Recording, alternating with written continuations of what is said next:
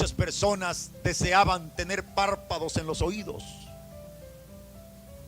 para cerrarlos con la facilidad con que cerramos los ojos y evitar oír el mensaje del Señor. En cierta ocasión Jesucristo se dirigió a los religiosos contemporáneos a su ministerio. Y el Señor les dijo: vosotros hijos de vuestro padre el diablo sois. En otra ocasión Jesús dijo que toda persona que no ha tenido un encuentro con Dios, que toda persona en cuyo corazón no habita Dios, es templo o casa o guarida o habitación de demonios. Duro el Señor. En los 3 versículos de la Biblia que hoy leemos, el Señor dice: cuando el espíritu inmundo sale del corazón de un hombre. Quiero señalar, de acuerdo a este pasaje de la Biblia, al antitexto y al contexto general del Evangelio, que ningún ser humano es terreno neutral en la faz de la tierra. Quiero decir que no existe un ser humano que esté vacío en su interior. Y según la Biblia no hay 3, ni 4, ni 5, ni más opciones. Solo hay 2. Y en una de estas 2 opciones está nuestra vida. Y es que según la Biblia el ser humano o es templo y morada del Espíritu Santo de Dios, o es taller de demonios. Nadie es terreno neutral.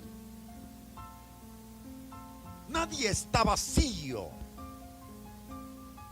al referirnos a estas fuerzas ultradimensionales,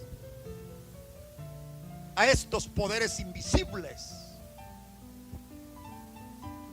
Nadie está vacío en el sentido absoluto de la palabra.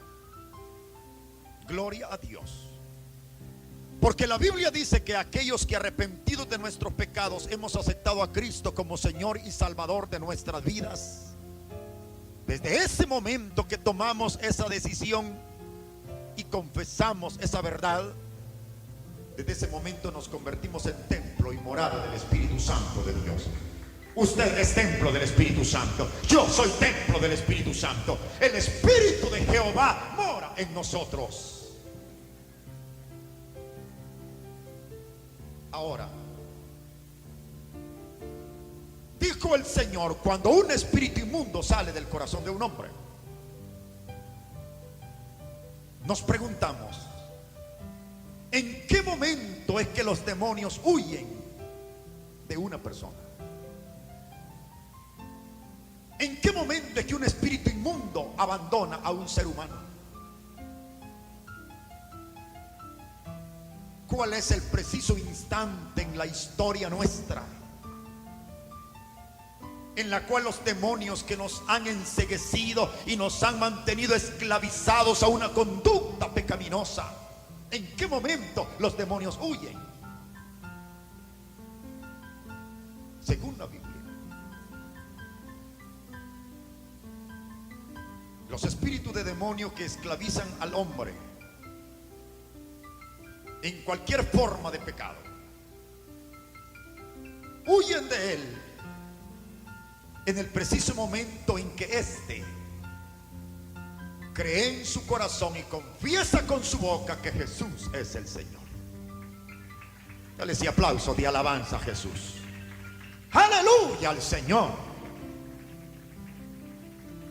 Sin importar las ataduras y sin importar la conducta en la cual este hombre ha vivido, pero en el momento que se arrepiente genuinamente de su vida pecaminosa, cree en su corazón y confiesa con su boca: Jesucristo es mi Señor, los demonios lo abandonan. Los demonios huyen de él. He ahí uno de los grandes misterios del Evangelio. Y digo misterio porque ningún teólogo, ninguna facultad en sagrada teología, ninguna universidad podrá explicarte este misterio. ¿Cómo cambia un pecador? Es uno de los misterios del Evangelio. Nunca podré entender cómo un recalcitrante y empedernido borracho, drogadicto, arrastrado por las cunetas de las calles, un día cansado de pecar viene al altar de una iglesia, recibe a Cristo como Señor y Salvador de su vida, oramos por él, llora su indignidad, y 3 meses más tarde es un santo adorador en la banca de la iglesia. ¿Cómo cambió? No lo sé, no me lo preguntes. Lo que sí sé es que cambió, porque Dios tiene poder de hacer cambiar al hombre. Dale ese aplauso de alabanza a Jesús. Aleluya. Porque cuando Cristo llega al pecador, los demonios que lo han atado huyen. Y entonces es cuando esta persona comienza a vivir en plena libertad. Y comienzan a darse cambios radicales en su vida. Ahora bien, mientras Jesús no llegue a una vida, los demonios no huyen. Pueda que una persona se convierta en miembro asociado de una iglesia, pueda que sea hijo de los líderes de la iglesia, pero si él no se arrepiente, no cree en su corazón y no confiesa a Cristo como Señor y Salvador, los demonios no huyen de él. ¿Por qué los demonios huyen? Porque según la Biblia, los demonios pertenecen al reino de las tinieblas. Los demonios son espíritus incorpóreos. Quiero decir con esto que carecen de cuerpo como el nuestro. Los demonios son espíritus ultradimensionales. La Biblia los califica como inmundos, perversos, blasfemos y depravados. Jesús es la luz del cielo. Y cuando un pecador atado por demonios recibe a Cristo, la luz de Jesús irradia hasta el último rincón de tu vida. Entonces a los demonios que habían atado a este pecador por años ya no les queda dónde esconderse, porque Jesús es el nuevo Señor de esa vida, porque la luz de Jesús ha irradiado esa vida externa e internamente. Entonces el único camino que le queda a los demonios es irse a los desiertos. Y dijo el Señor, cuando un espíritu de demonio sale del corazón de un hombre, se va a lugares áridos, a lugares desiertos, a buscar dónde vivir.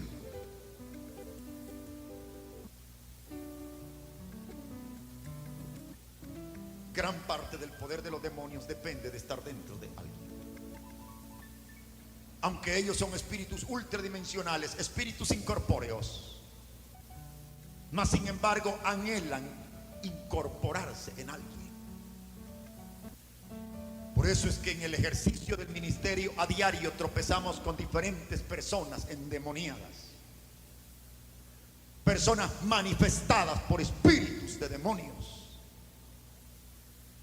personas en los cuales se siente la influencia infernal que llevan en sus vidas. Ahora, yo no sé qué clase de demonio te ató cuando no eras cristiano. Quizá un demonio de lujuria, de pornografía, de inmoralidad, de sexo libre. Quizás un demonio de alcoholismo. No sé. Pero lo que sí sé es que cuando aceptaste a Cristo, ese demonio huyó de tu vida. Y desde ese momento tú te convertiste en templo del Espíritu Santo de Dios. Dale ese aplauso de alabanza a Jesús. ¡Aleluya! Confiésalo conmigo, soy templo del Espíritu Santo. Que se oiga, Soy templo del Espíritu Santo. Más fuerte. Soy templo del Espíritu Santo. Dale ese aplauso de alabanza y de gratitud al Señor Jesús.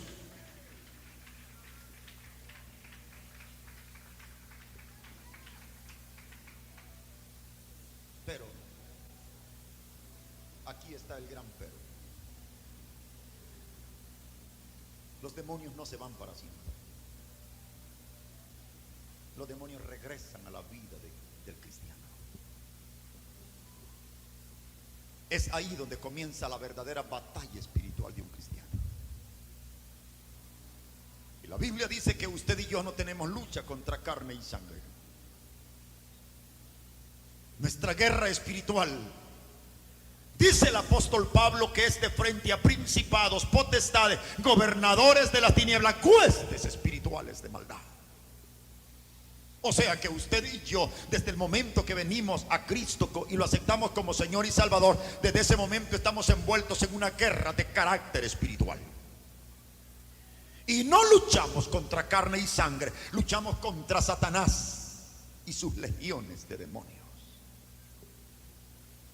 Las glorias sean dadas a Dios, porque mayor es el que está en nosotros que el que está en el mundo. Mayor es Jesucristo, aleluya. ¿Cuántos creen que Jesús es mayor? Dale ese aplauso de alabanza al Señor. Dale ese aplauso de alabanza a Jesús. Confiésalo conmigo. Mayor es el que está en nosotros que el que está en el mundo. Más fuerte. Mayor es el que está en nosotros que el que está en el mundo. Aleluya al Señor. Y esa es la victoria del creyente. La victoria del creyente no se fundamenta en sus 5, 10, 15, 30 años de experiencia en la iglesia. La victoria del creyente no se fundamenta en cuantos versículos de memoria pueda saber. La victoria del cristiano no estriba en el carnetito que te otorga la iglesia y te acredita como miembro en propiedad. No.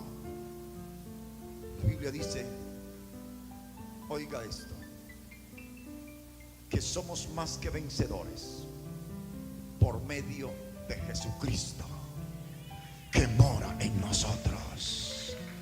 Aleluya, aleluya. Entonces es Cristo en nosotros la razón de la victoria, y a Él sea toda la gloria, y a Él sea toda la honra, y a Él sea toda la alabanza, porque solo Él merece la gloria, la honra y la alabanza. Aleluya al Señor. Ahora, los espíritus de demonios que Jesús sacó de tu vida cuando lo recibiste no se fueron para siempre. Regresarán a tu vida. Generalmente los demonios regresan y atacan al creyente en las áreas que fueron las áreas más vulnerables cuando no éramos cristianos. Y aunque ahí se dan dos tipos de guerra, dos tipos de batalla espiritual. Satanás, a través de los demonios, ejerce una presión diabólica en la vida de todo cristiano, en el consciente, o sea, en sus 5 sentidos. Y ahí Satanás declara una guerra espiritual. Muchas veces la guerra se hace más dura en las áreas en las cuales estuvimos atados en el pasado. Pero cuando Satanás no puede ganarte la batalla espiritual en tus 5 sentidos, en tu consciente, te declara la batalla en una dimensión más amplia, y esta es en el inconsciente. Es entonces cuando fuera de nuestros 5 sentidos, me refiero cuando estamos dormidos, a veces hay batalla espiritual, a tal grado que el diablo es tan astuto que si no puede derrotarte en tus 5 sentidos, en tu consciente, lo intenta en el inconsciente. Y a veces Satanás, mientras nosotros dormimos, ya tenemos 2, 3, 5, 10 años de estar en la iglesia, el diablo nos hace vivir regresiones terribles al mundo del cual Jesús nos sacó años atrás. De repente el creyente, hermano, 12 años de estar en la iglesia y de repente sueña que está fumando. O de repente sueña que está tomando bebidas embriagantes, alcohol, cerveza, etcétera. Muchas gracias por el amén. Sí. Lo que pasa es que nosotros, hermano amado, no hemos querido aceptar la realidad de la vida espiritual. Y como el diablo es experto en vestir de hipocresía a la iglesia, y muchos de nosotros tomamos el ropaje de la hipocresía y no queremos en verdad afrontar la realidad interna que estamos viviendo. Muchos creyentes en sus 5 sentidos no han podido ser derrotados, pero a través de la guerra en el inconsciente pierden la batalla espiritual. No que haya pecado en un sueño, porque usted puede soñar que está drogado, que está borracho, que está en un auto de inmoralidad, mas gloria a Dios, no hay maldad en un sueño. Según la ortodoxia, la palabra ortodoxia significa recta interpretación del texto bíblico. Y según la ortodoxia, oiga esto, el pecado parte de la conciencia. ¿Quién no es aquel creyente que ha soñado que está pecando y aún en el sueño dice: Dios mío, y soy miembro de la iglesia, Dios mío, y era creyente? Y cuando despiertas el corazón, pum, pum, y dice: gloria a Dios, no es verdad. Gracias, Señor, no es cierto. Gracias, Señor, porque no es verdad. Aleluya. Entonces el Espíritu Santo se convierte en una gente de fortaleza interna. Alabado sea el nombre de Jesús. Aleluya. Oh, gloria a Dios. Pero hay mucho creyente que carece de información sobre batalla espiritual en el inconsciente, y después que tuvo un sueño, y después que Satanás en el inconsciente te hizo una regresión a los vicios del pasado, y después que Satanás en el inconsciente te hizo vivir una experiencia de inmoralidad, despiertas. Ya despierto, dice el creyente: qué rico lo que estaba soñando. Qué bueno, ¿para qué desperté? ¿Qué hago para que esto se haga una realidad? Entonces Satanás está ganando la batalla. Este es el primer objetivo de Satanás en la guerra del inconsciente: que cuando despiertes no sueltes el hilo. Sembró la semilla en el inconsciente para que dé fruto en tus 5 sentidos. El otro objetivo de Satanás en la batalla del inconsciente es que una vez despiertes te sientas sucio, contaminado, inmundo y pecador. Hay creyentes que si mañana es el culto de Santa Cena en la iglesia y ellos tienen privilegio y de repente tienen un sueño la noche antes del culto de la Santa Comunión del Señor, la noche antes de desempeñar su privilegio, y tienen un sueño de inmoralidad, de pecado, despiertan confundidos y dicen: no, mejor le voy a llamar al pastor. Pastor, dele mi privilegio a otro. Digo hoy, sueñes lo que sueñes, no hay pecado en el inconsciente. Los demonios regresan, tenlo por seguro que regresan. Y regresan para declararte batalla en el consciente y en el inconsciente, en tus 5 sentidos y fuera de tus 5 sentidos.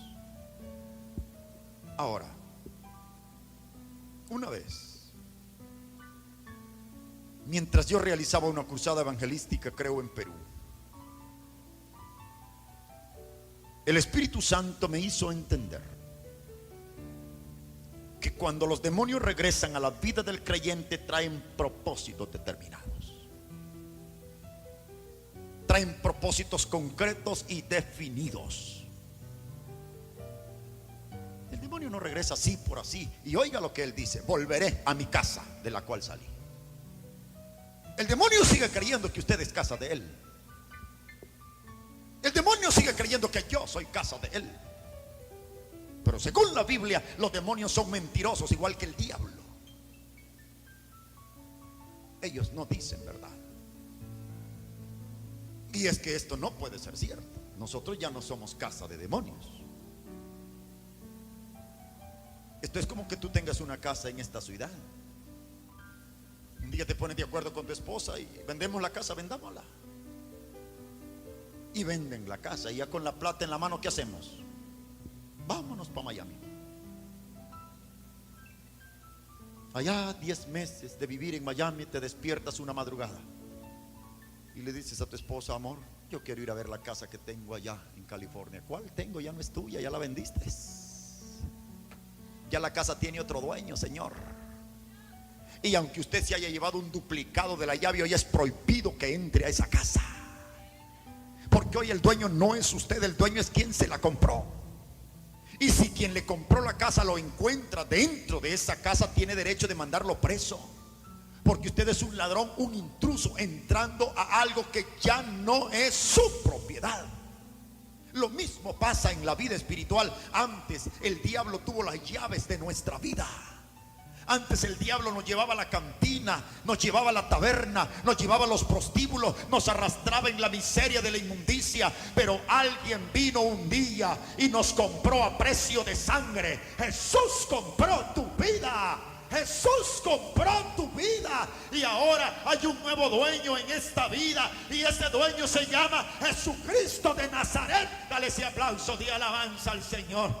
¿Cómo se llama el dueño de tu vida? ¿Cómo se llama el dueño de tu vida?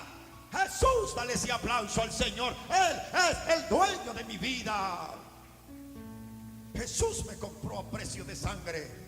No importa cuántos años el diablo fue dueño de mi vida. No importa cuántos años el diablo y los demonios tuvieron la llave de mi vida.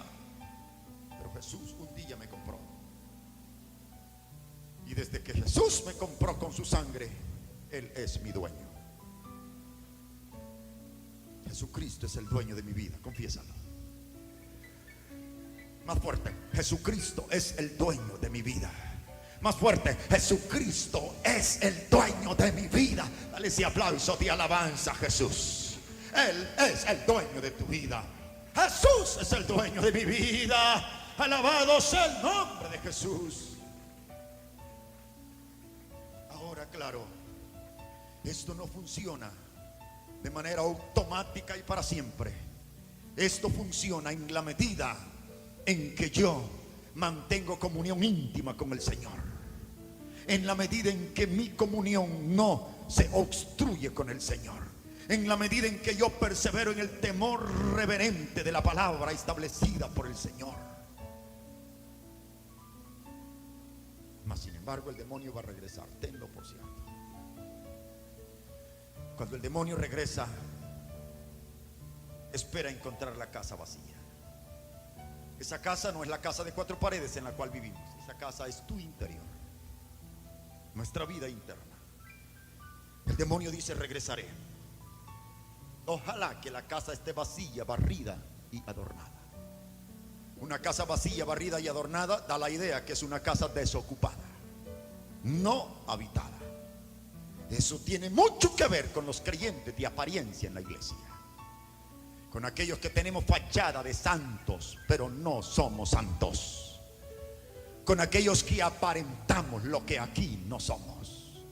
Yo soy enemigo de la santulonería, te lo garantizo. Yo soy enemigo del puritanismo. Y a cada rato anda uno tropezando con creyentes santulones y puritanos. Creyentes que a todos le llaman pecado. Creyentes que dicen: soy tan santo que ya solo las alitas me hacen falta. ¿Por qué no aprendes a poner los pies en la tierra? Tú y yo, hermano amado, estamos envueltos en una guerra de carácter espiritual, y la victoria está en la medida en que nos mantengamos tomados de la mano del Señor Jesucristo. Mientras yo esté asido de la mano del Señor, soy más que vencedor. Dale ese aplauso a Cristo. Aleluya. Esa es la victoria del creyente, tomado de la mano de Jesús, tomado de la mano de Jesús, tomado de la mano de Jesús. Venga lo que venga, pase lo que pase, y a la hora que el demonio quiera regresar, que regrese. Mi casa no está vacía. Estoy asido de la mano del Señor. Oh, gloria a Dios. El demonio regresará y espera encontrar la casa vacía, barrida y adornada.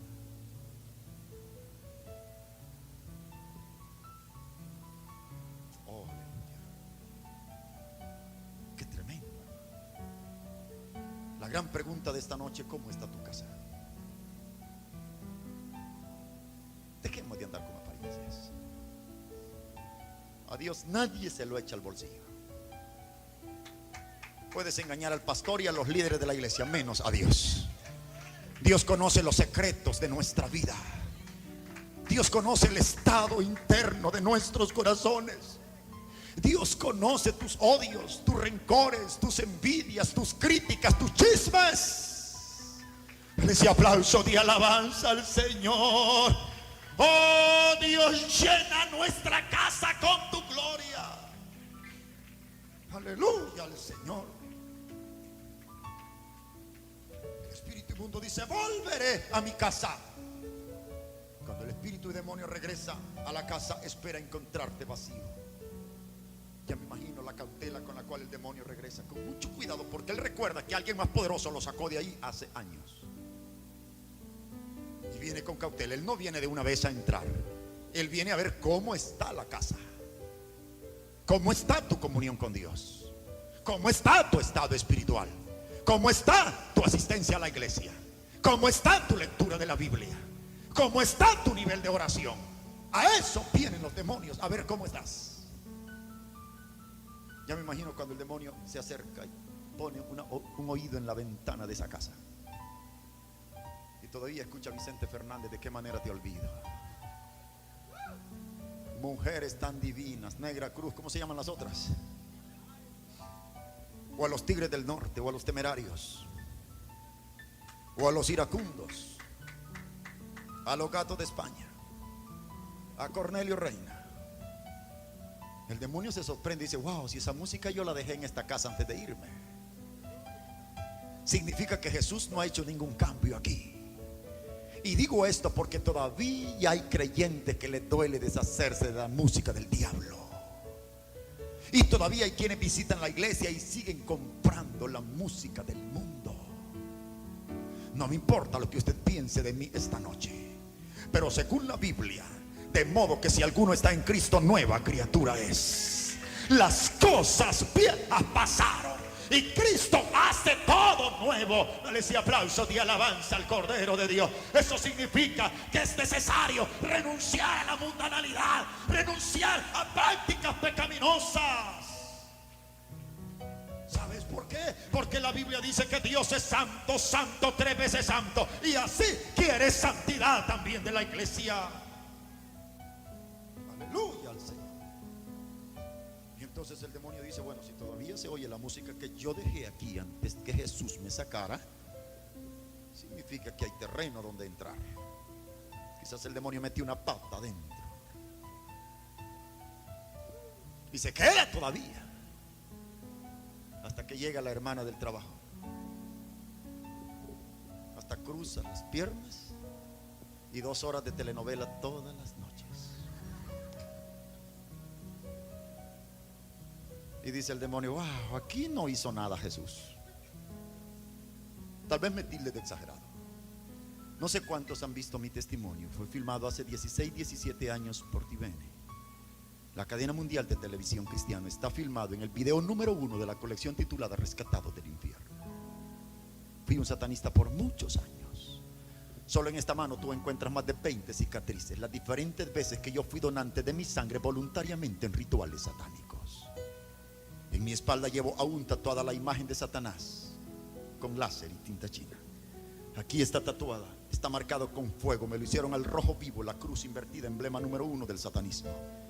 Esa cruz está lacerada en toda, aquí en mi frente, junto al corazón. Aquí está tatuada la cruz invertida, el famoso pentagrama satánico, los puntos famosos de la ouija. Nunca soñé ser evangélico, te lo garantizo. Jamás me imaginé ser evangélico. Yo conocí 18 libros satánicos conjurados y ritualizados a Satanás con sangre humana. Yo conocí a Cristo la noche de un 15 de agosto que me mandaron a matar a un pastor a una iglesia evangélica como parte de los rituales del satanismo. Esa fue la noche en la cual el Espíritu Santo de Dios descendió como fuego sobre mi vida y cayó sobre mí. Aleluya al Señor. Dale ese aplauso de alabanza a Jesús. Aleluya. Mi alma te alaba, Señor, por tu misericordia. Y cuando aquel poder sobrenatural hizo contacto con mi vida, caí como borracho, tambaleando al piso. Y la lengua se me hizo un nudo ahí. Comencé a hablar lenguas que nunca en mi vida había hablado. Ahí comencé a entender que había alguien más poderoso que Satanás. Ahí comencé a entender que hay alguien más poderoso que los demonios. Dale ese aplauso a Jesucristo el Señor. Alabado sea el nombre poderoso de Jesús. Lo que yo quiero decirle, el punto al cual quiero llegar. En el satanismo hay un libro que se llama Ventanas a la Oscuridad. Ese libro ha sido editado por la iglesia satánica. Y en ese libro dice: la palabra telenovela traducida significa escuela de Satanás en la casa.